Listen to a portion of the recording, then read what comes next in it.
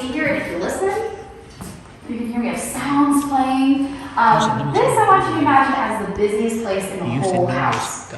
So this is where you have the most staff working the most days, working the most hours. You have the head cook. She's in charge of the meals of the Hills and their guests. Then you have the second cook. She's in charge of a whole menu just for the serving staff.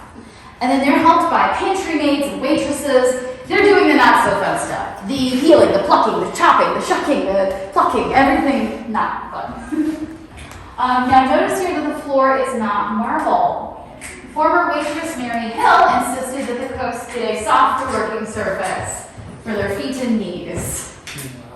So, we are actually pretty lucky to know an awful lot about what life was like in the kitchen because of one particular cook. We just heard a little bit about her. This is second cook Celia Tower. She worked here between 1909 to 1911 or so, and she actually wrote home a lot. She wrote letters home to her fiance. She kept those plus menus and and recipes and receipts. And then, as she's been a background, she gave all of that to the Historical Society when this house was being turned into a museum. More importantly, she walked around the house herself. So these photos are 70 years later. So she, of course, told us things like how the tables were positioned, what the pantries looked like, what was all in them, what the butler's pantry was like.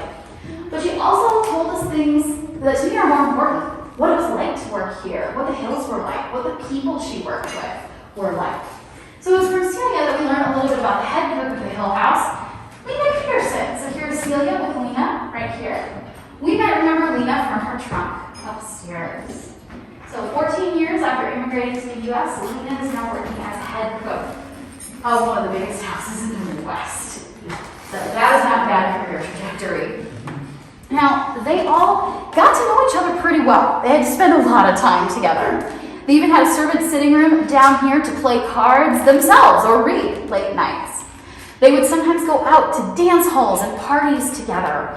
They would get to know of sort like Axel's lady troubles. One of the most popular people here at the Hill House turns out to be Lena Peterson. One evening, 3 of her dates show up to pick her up at the back door of the Hill House at the same time.